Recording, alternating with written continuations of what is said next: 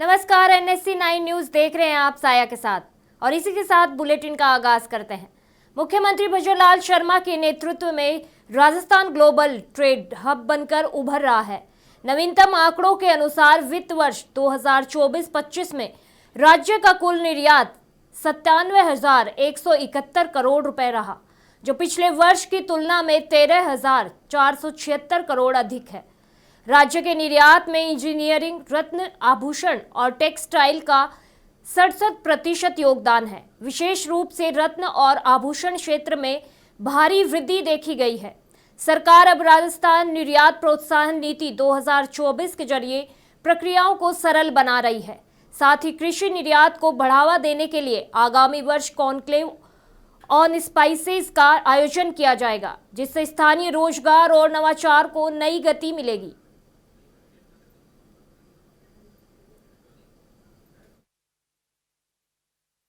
गांव गरीब किसान, खिलाड़ी, मजदूर, महिला और नौजवान का उत्थान तभी बनेगा विकसित राजस्थान। और निश्चित रूप से राजस्थान का जो बजट हमारी वित्त मंत्री दिया कुमारी जी ने प्रस्तुत किया है, उसमें साफ साफ देश के प्रधानमंत्री मोदी जी का विजन और भजनलाल जी की कर्मण्यता नजर आती है कि किस प्रकार से कर्मशीलता के साथ में राजस्थान को लगातार विकसित बनाने के लिए वो काम कर रहे हैं। ध्यान में आता है कि जहां मोदी जी 3 कर्तव्यों की बात करते हैं, उनको इसमें शामिल किया, चाहे वो अंत्योदय अंतिम व्यक्ति तक पहुंचने की बात हो, चाहे सर्वसुलभ इसमें पहुंचने की बात हो, सतत निरंतर लगातार विकास के लिए काम करना, इस को लेकर के इस बजट को प्रस्तुत किया गया है। ध्यान में आता है कि राजस्थान में जब से भजनलाल जी की सरकार आई है, राजकोषीय घाटा 8 लाख करोड़ से ज्यादा से कम हो गया है। बेरोजगारी दर जो 32% हुआ करती थी वो 4% पे आ गई है। महंगाई दर भी 1% से कम पर रह गई है। और न केवल महिलाओं की, न युवाओं की, किसानों की, सबकी चिंता इस बजट में की गई है। ध्यान में आता है कि मुख्यमंत्री जी ने 1 लाख युवाओं की भर्ती का कैलेंडर जारी किया, वहीं 1,43,000 से ज्यादा भर्तियां प्रक्रियाधीन है। तो युवाओं की रोजगार की चिंता के साथ साथ मुख्यमंत्री स्वरोजगार योजना में 10 लाख तक का ऋण अनुदान के साथ देने का जो इस बार की घोषणा की है, वो अपने आप में काबिले तारीफ है।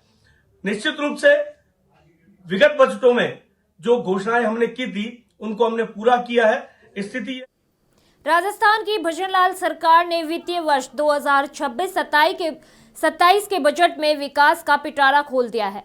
भाजपा प्रदेश प्रवक्ता नीरज जैन ने इसे सर्वसमावेशी बजट बताते हुए कहा कि यह गांव, गरीब, किसान और युवाओं के सपनों को उड़ान देने वाला बजट है। बजट में यमुना जल समझौते के लिए 32,000 करोड़ और ERCP के लिए 26,000 करोड़ का प्रावधान जल संकट मिटाने की दिशा में ऐतिहासिक है। वहीं युवाओं के लिए 10 लाख तक का ब्याज मुक्त ऋण और महिलाओं के लिए लखपति दीदी योजना के तहत 1.5 लाख तक के ऋण की घोषणा की गई है।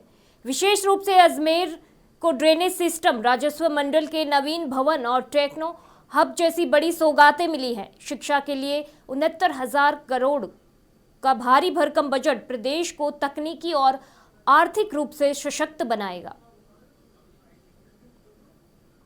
गांव गरीब किसान, खिलाड़ी, मजदूर, महिला और नौजवान का उत्थान तभी बनेगा विकसित राजस्थान।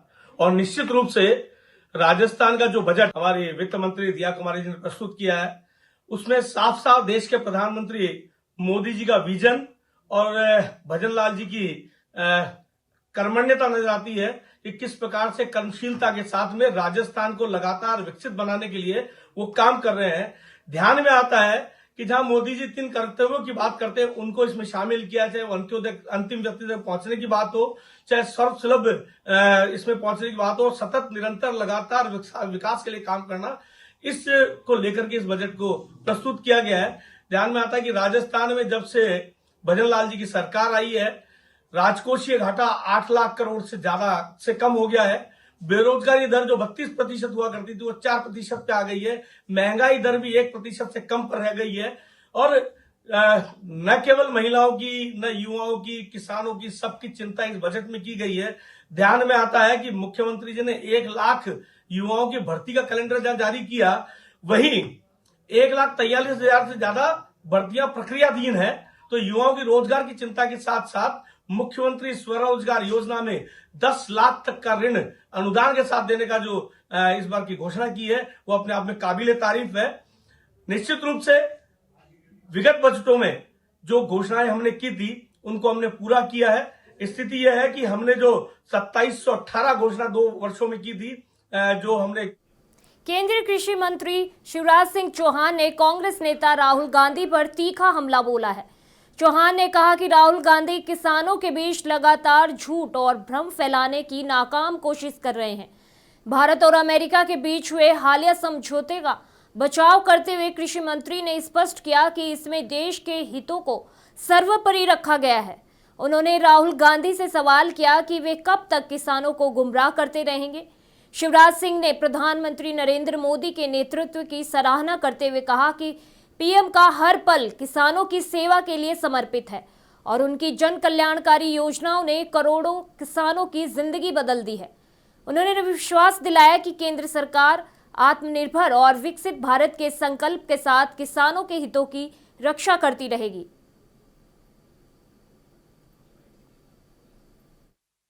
राहुल गांधी लगातार झूठ बोल रहे हैं, बार बार बोल रहे हैं, बेशर्मी से झूठ बोल रहे हैं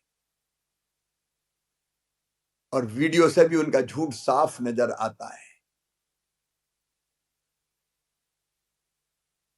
झूठ बोलकर किसानों को गुमराह करने की असफल कोशिश कर रहे हैं, देशवासियों के बीच भ्रम पैदा करने की कोशिश कर रहे हैं। लेकिन मैं पूरे दावे के साथ कहता हूं, भारत और अमेरिका के बीच जो समझौता हुआ है उसमें देश के हितों को सर्वोपरि रखा गया है। हमारे एमएसएमई, हमारे स्टार्टअप्स, हमारे किसान, हमारे कारीगर, हमारे मछुआरे, सबके हितों की पूरी तरह से रक्षा की गई है। राहुल गांधी बार बार सेब की बात कर रहे हैं।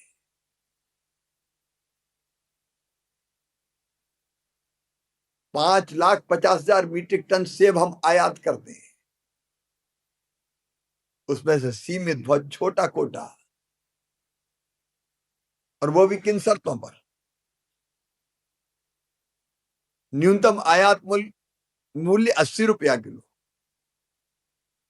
और उस पर 25 रुपया प्रति किलो शुल्क। मतलब लैंडिंग कास्ट ही 105 रुपया है। फिर किसानों का हित कैसे? अखरोट के मामले में भी लगातार गुमराह करने की कोशिश हो रही है। पहले से ही भारत 60,000 मीट्रिक टन अखरोट आयात करता रहा है, उसमें से केवल 13,000 का कोटा, सीमित कोटा दिया गया है। इससे किसानों का अहित कैसे होगा? सोयाबीन और मक्का, कॉर्न पर कोई भी रियायत नहीं दी गई है। राहुल गांधी का यह दावा कि कांग्रेस की सरकार के समय आयात के दरवाजे बंद कर दिए गए थे, पूरी तरह से झूठ है। कांग्रेस शासन के दौरान भी 20 अरब डॉलर के कृषि उत्पादों का आयात होता था। डेयरी उत्पाद भी आयात किए जाते थे। देश को जब जरूरत होती है, जिस चीज की कमी होती है, आयात किया जाता है। राहुल गांधी को देश को यह बताना चाहिए कि वो बेशर्मी से कब तक झूठ बोलते रहेंगे।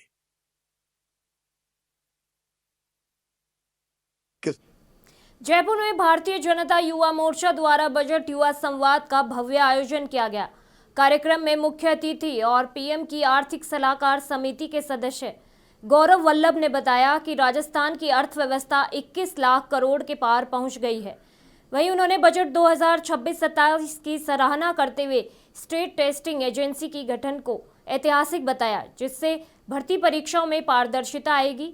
गृह राज्य मंत्री जवाहर सिंह बेडम और प्रदेश अध्यक्ष शंकर गौरा ने युवाओं को 10 लाख तक के ब्याज मुक्त ऋण और नई नौकरियों की जानकारी दी। संवाद के दौरान डिजिटल क्रांति, AI लैब्स और MSME सेक्टर पर विशेष जोर दिया गया, जिसका उद्देश्य राजस्थान के युवाओं को आत्मनिर्भर बनाना है।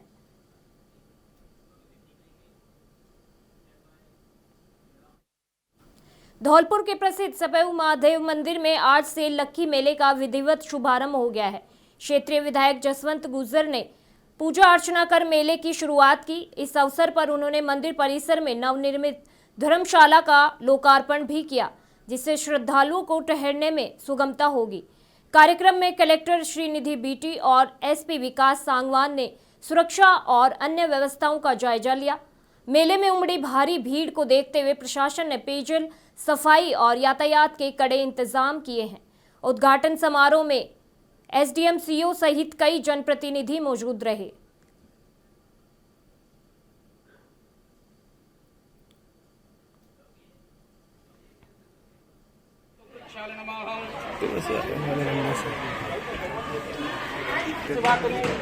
घोराय पापकाशिनी तयाः नतुसन्तुमयाः गृहसन्तापचाकशीः शिवशंकराय नमः।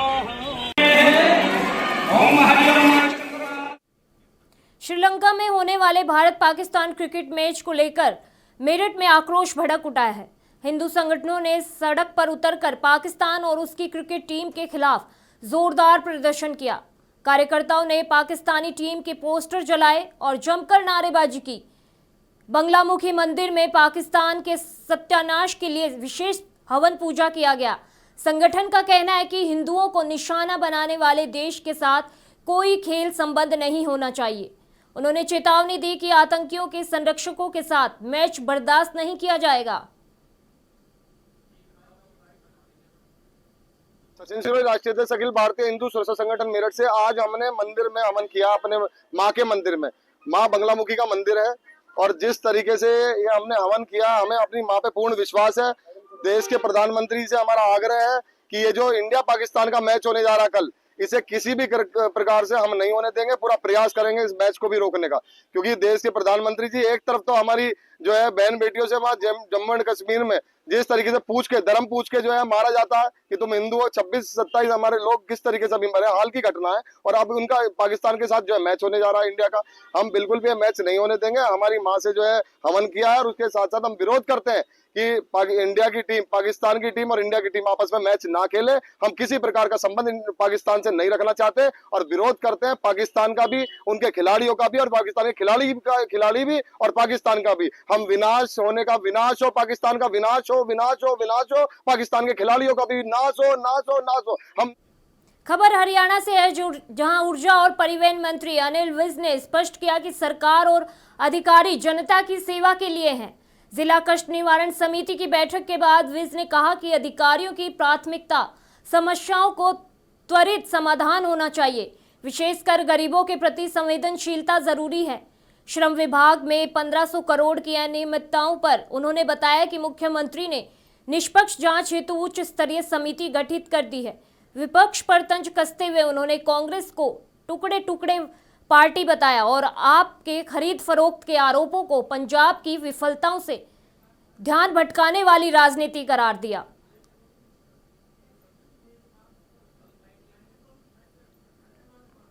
जांच करो और जब तक CBI को ये ट्रांसफर नहीं होता, पुलिस को भी मैंने कहा कि पुलिस भी उससे आगे प्रोसीड करे। पुलिस ने कोर्ट में डाला हुआ है, कोर्ट से जब इजाज़त मिलेगी तो उनका प्रोटेक्ट है। पुलिस अधीक्षक से हाँ जी, पुलिस अधीक्षक से बहस हुई है, पहली बार भी हुआ था क्या? अरे अब ये देखिए, हम जो हैं, चाहे मैं हूँ चाहे कोई अधिकारी है, हम सब जनता के लिए और जनता को इंसाफ मिले उसके लिए, और इसलिए उसी ढंग से हमें करना चाहिए कि भाई लोगों को इंसाफ मिले। अमरोहा की जिला अधिकारी निधि गुप्ता वत्स एक्शन मोड में नजर आई। डीएम ने हसनपुर में सामुदायिक स्वास्थ्य केंद्र और थाने का औचक निरीक्षण कर व्यवस्थाओं का परखा। वहीं सीएचसी में ओपीडी और कोल्ड चेन की समीक्षा करते हुए डीएम ने सभी लैब रिपोर्ट्स को आभा आईडी से जोड़ने के कड़े निर्देश दिए हैं। साथ ही संस्थागत प्रसव बढ़ाने के लिए आशा एएनएम की जवाबदेही तय की है। थाना समाधान दिवस में शिकायतों को सुनकर उन्होंने जमीन विवादों के लिए ग्रामवार रजिस्टर बनाने का आदेश दिया है। डीएम ने स्पष्ट किया कि जनहित के कार्यों में लापरवाही बर्दाश्त नहीं की जाएगी। त्वरित निस्तारण और पारदर्शिता ही प्रशासन की प्राथमिकता है।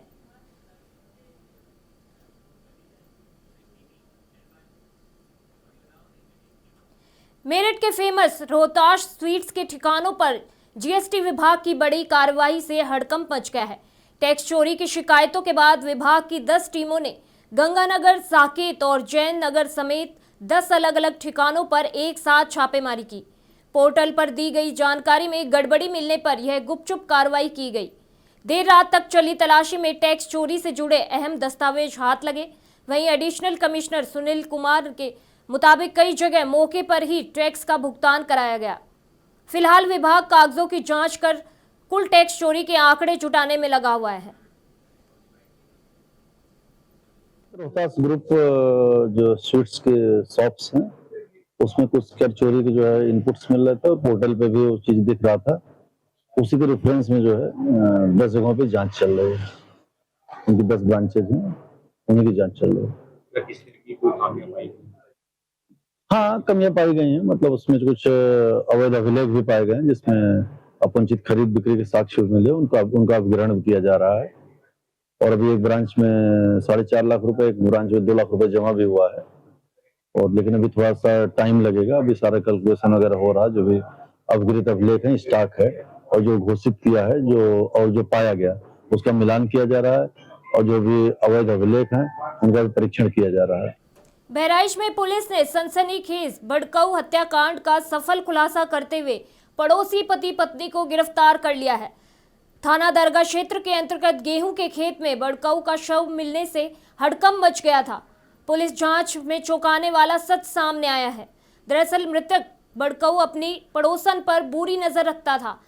इसी से तंग आकर पड़ोसी जसवंत और उसकी पत्नी नीलम ने उसे बहाने से खेत में बुलाया और हंसिए और ईंट से वार कर उसकी बेरहमी से हत्या कर दी। पुलिस ने आरोपियों की निशानदेही पर हत्या में प्रयुक्त हथियार बरामद कर लिए। दोनों आरोपियों को सुसंगत धाराओं में जेल भेज दिया गया है। दिनांक 11 फरवरी को थाना दरगाह शरीफ पे एक सूचना दर्ज कराई गई कि एक व्यक्ति का शव खेत में पड़ा हुआ है और उसके सर में और पेट में चोट है। तो इस सूचना पर तत्काल पुलिस मौके पर पहुंची और फील्ड यूनिट द्वारा भी घटनास्थल का निरीक्षण किया गया और इसमें शव को कब्जे में लेकर पंचायतनामा भरकर पोस्टमार्टम हेतु इसे पोस्टमार्टम कराया गया। और मृतक की पत्नी जो कि इस केस की वादी है, उनके द्वारा तहरीर प्राप्त कर सुसंगत धाराओं में अभियोग पंजीकृत किया गया। चूँकि घटना अत्यंत गंभीर प्रकृति का था तो इसमें इसके अनावरण हेतु पुलिस अधीक्षक महोदय द्वारा 3 टीमों का गठन किया गया था। और मुखबिर की सूचना पर कल दिनांक 12 तारीख को इसमें 2 अभियुक्तों की गिरफ्तारी की गई है। 2 अभियुक्त जो कि पति पत्नी हैं और मृतक के पड़ोस में रहते हैं। और इसमें पूछताछ पे अभियुक्त ने बताया कि इसकी पत्नी पर गलत नज़र रखता था मृतक।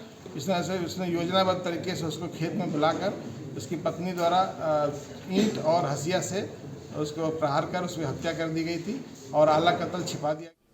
खबर साचौर से है, जहां देवजी पटेल पूर्व सांसद और भाजपा नेता के बीच बाजार में धरने पर बैठ गए और पुलिस प्रशासन को खरी खरी सुनाई। उन्होंने आरोप लगाया कि पुलिस दुकानदारों से 2-5 हजार रुपए लेकर गरीब मजदूरों को बेवजह परेशान कर रही है। पटेल ने कहा, जब असली चोर पकड़े नहीं जा रहे तो मेहनतकश लोगों को क्यों सताया जा रहा है। उन्होंने चेतावनी दी कि यदि उत्पीड़न बंद नहीं हुआ तो बड़ा आंदोलन किया जाएगा। मौके पर व्यापारियों और स्थानीय लोगों की भीड़ जुट गई।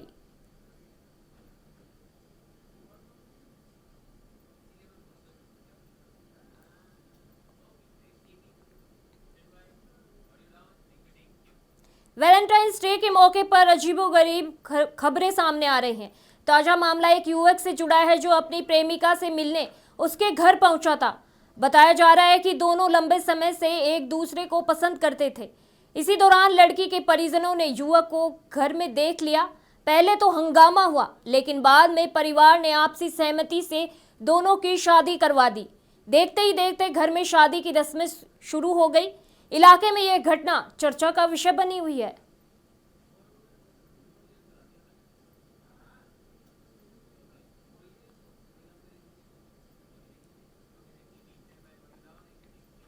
खबर मध्य प्रदेश के मुरैना जिले से है, जहां बिजली बिल को लेकर विवाद हिंसा में बदल गया।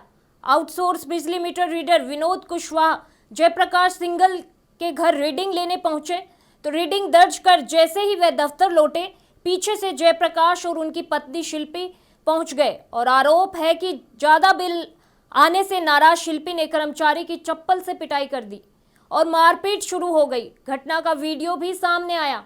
वहीं पुलिस मामले की जांच में जुटी है।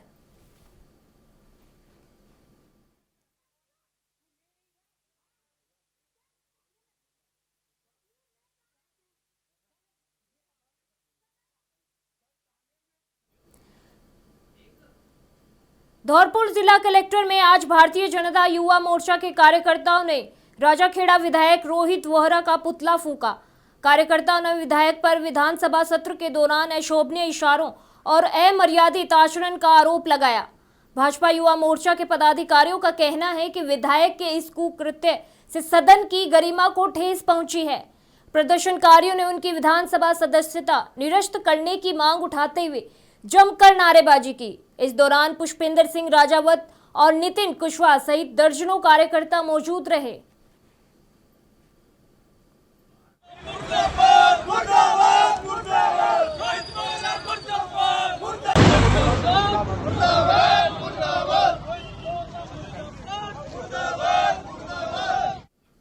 उत्तर प्रदेश के उन्नाव में आज सुबह एक दर्दनाक हादसा हो गया। माखी थाना क्षेत्र के सोनिक रेलवे स्टेशन पर ट्रेन की चपेट में आने से 21 वर्षीय युवक विशाल की मौके पर ही मौत हो गई। परिजनों के अनुसार विशाल ठेकेदारों के साथ ट्रैक्टर उतारने के काम से स्टेशन गया था, तभी वह तेज रफ्तार ट्रेन की चपेट में आ गया। इकलौते बेटे के समेत मौत से परिवार में कोहराम मचा हुआ है। वहीं सूचना पर पहुंची पुलिस ने शव को कब्जे में लेकर पोस्टमार्टम के लिए भी भेज दिया है।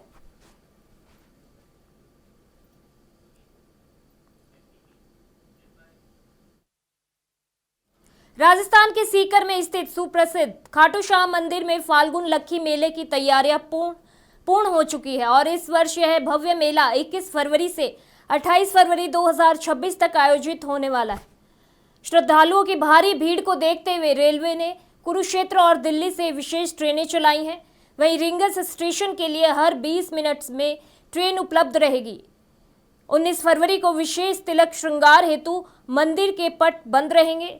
तो जयपुर के नए बस स्टैंड हीरापुरा से खाटू श्याम के लिए सीधी बस सेवा शुरू कर दी गई है। आपको बता दें, भक्ति और आस्था के इस संगम में लाखों भक्तों के पहुंचने की उम्मीदें हैं।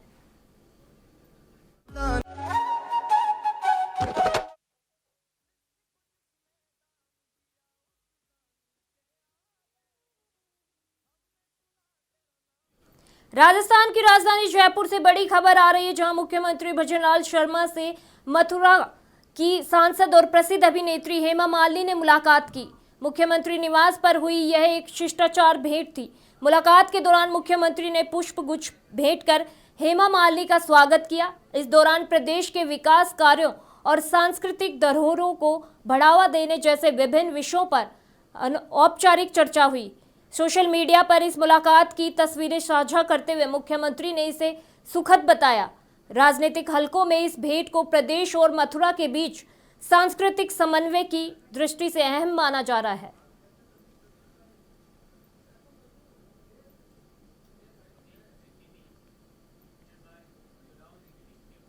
राजस्थान में औद्योगिक विकास को गति देने के लिए मुख्यमंत्री भजनलाल शर्मा की अध्यक्षता में बोर्ड ऑफ इन्वेस्टमेंट की 6वीं बैठक संपन्न हुई। मुख्यमंत्री निवास पर आयोजित इस उच्च स्तरीय बैठक में प्रदेश के भविष्य को लेकर बड़े फैसले लिए गए। बैठक के दौरान राज्य सरकार ने 10 अल्ट्रा मेगा परियोजनाओं के लिए विशेष कस्टमाइज्ड पैकेज को अपनी स्वीकृति प्रदान की है। इस अवसर पर उद्योग मंत्री कर्नल राज्यवर्धन राठौड़ और मुख्य सचिव वी श्रीनिवास समेत बीआईपी विभाग के वरिष्ठ अधिकारी मौजूद रहे। माना जा रहा है कि इन बड़े निवेशों से प्रदेश में हजारों नए रोजगार के अवसर पैदा होंगे।